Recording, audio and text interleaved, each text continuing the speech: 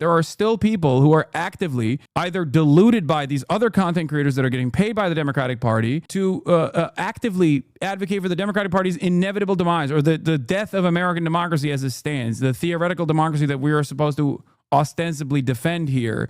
And one of those examples, I'm going to use two examples. Everywhere around you, things are deteriorating in real time, and most people are sleepwalking through it all, worried about the Cracker Barrel logo change as the Trump admin is knee-deep in the waters of fascism, Holocaust in Gaza, kidnappings by ICE, domestic military occupation. This is the only take that you hear from this man who's supposed to be, who's broaching the waters of political commentary here. Every single one of these policies would have been prevented by a Kamala presidency. You love complaining about Trump, but where the fuck were you when you could have done something about it? Again, I did try to do something about it. I tried to every single day actively yell at those who would listen that Kamala Harris was going to lose the election to a fascist if she went right, if she swung right, and nobody listened. I did. I was right. What the fuck is this conversation? The notion that I, one, have the capabilities, okay, of moving mountains and swinging elections in favor of whoever I like is so stupid, because that means that I have more clout than Taylor Swift. I have more clout than Beyonce, okay? They openly and actively endorse Kamala Harris. How do I have more motion than they do? And if I do have that level of motion, then how stupid are the Democrats for not actively courting me? This guy, Sneer Review, we are so cooked it's not even funny, I said, who then quote retweeted me to say bomb Kamala Harris. To which I responded with, 22 months into the Gaza Holocaust and pro-Israel libs still try to act as though the Dems didn't throw the election by pivoting right, refusing to listen to the anger people had about numerous issues, including the genocide, and losing yet again to an incompetent fascist. They are fucking deluding themselves. They're actively and deliberately deluding themselves. They don't want to listen to the truth. They don't want to listen to reason. They don't want to make a proper analysis as to why they lost a otherwise winnable election. Is tough, but it was winnable. Every election is. It blows my mind that people still try to do this shit, especially when third-party voters, if every single third-party voter turned around and voted for Kamala Harris still would have lost the election. So there isn't even like votes that you could have secured from the fucking margins there. So constantly fucking yelling about the left being a spoiler in this election is idiotic. It's just not true. There is no amount of left commentary from myself and every other fucking leftist commentator on the planet, right or wrong, by the way. Doesn't matter if our criticisms are right or wrong, but there's no amount of criticism that we could present that could outflank the multi-billion-dollar messaging campaign that Kamala Harris blew up with shitty message. And it's so indicative of their lack of interest in actually solving some of the problems that currently persist, whether it be Trump's active bouldering towards fascism, for example, then actively fighting against a guy who is trying to do his very best to combat the administration. If you're a fucking liberal, you should actually run around and say, I'm so sorry. I was wrong. You were fucking right. Now I'm going to stand side by side with you because you already correctly called this shit out.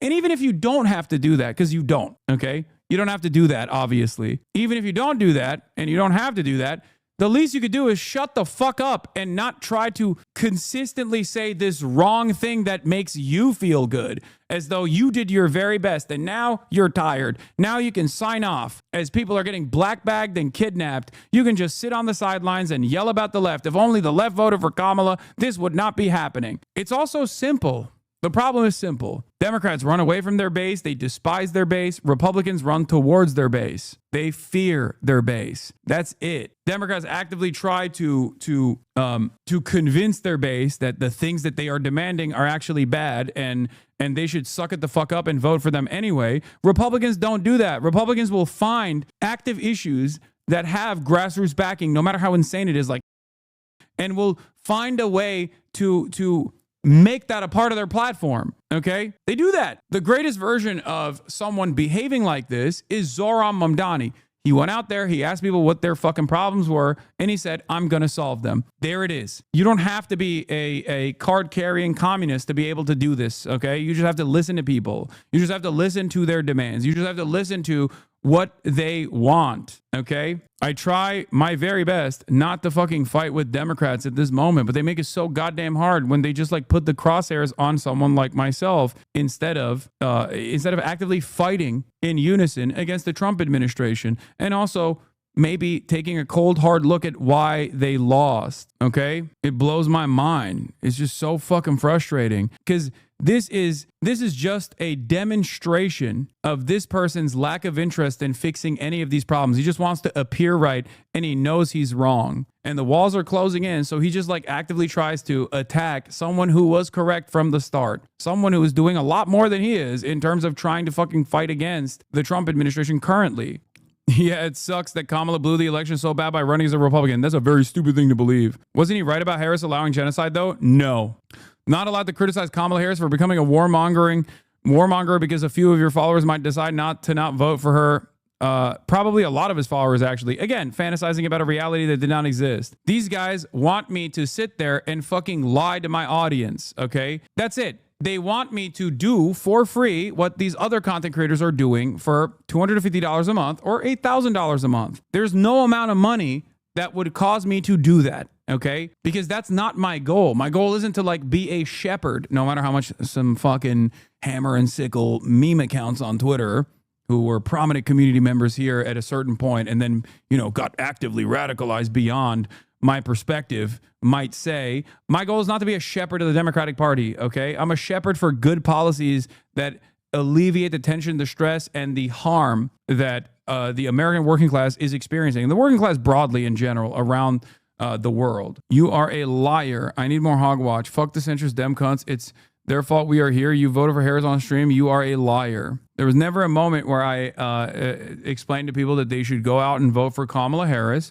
I also urged them to not vote for Donald Trump. There was also one other third party that I said was bad. There was other third party candidates that I did not say were bad. If I had that level of motion, how the fuck were the Dems not courting me and courting Liz Cheney instead? It's perhaps because nobody thinks I have that level of motion. This is just cope, okay? And as far as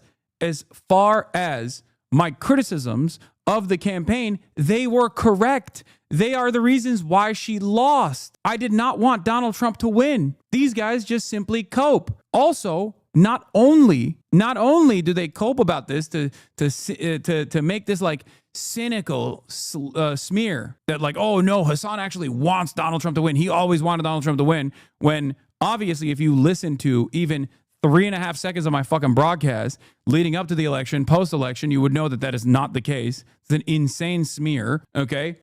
But not only that, but also I have been actively fighting against the Trump administration and even have withstood penalties as a consequence of actively fighting against the Trump administration and also consistently advocating for issues that I care about, okay? These guys have not. Their only political advocacy, liberals, their only political advocacy is basically just like left bashing at a time when everyone needs to be united against the Trump administration. It makes no sense. It's just shit smearing. That's it. Yeah, I guess he just wanted Kamala to lose, but with my support as well. Anyway, it's such a silly argument, and it's crazy that like it's still repeated over and over again. This isn't to say that I have no motion whatsoever, for the record. Of course, I understand that I have some level of influence, especially a level of influence that works best when you have a candidate that is aligned with my worldview, because there are a lot of door knockers in this community. There are a lot of people who will go out and smile and dial for candidates, okay? There are a lot of activists in this community. So yes, there is a lot of influence, more so than like the average person, for sure. This is a very politically motivated, politically active community of people, okay? And a great example of that, once again, when used at the behest of a candidacy that actually aligns with my worldview, with my goals, is Zohran Mamdani. A fuck ton of people both directly worked in the campaign in the close circle of Zohran Mamdani and also were a part of the door knockers within the DSA New York structure. Okay, so I'm not going to sit here and act like there's no influence whatsoever to like abdicate myself of this responsibility.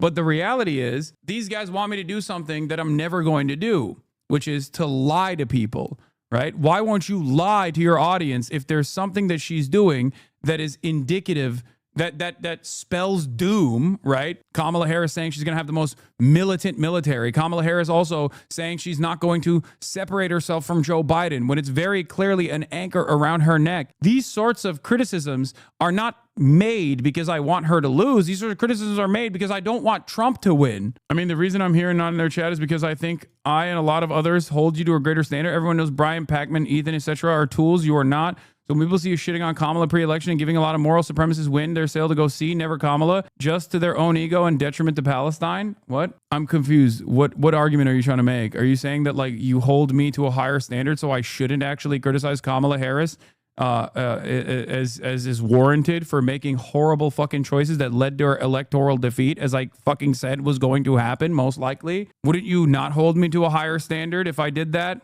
Then I would also be a tool. This makes no sense. My job is not to lie to my community so that a particular candidate can win. If the left was powerful, she would have chased our vote instead of racist suburbanites. Exactly.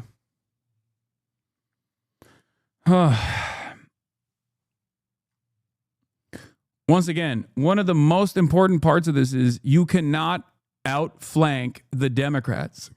If the Democrats are spending billions of dollars communicating message A, you can't turn around as a Twitch streamer and communicate message B and expect people to believe you, because people are just going to go, I don't believe you.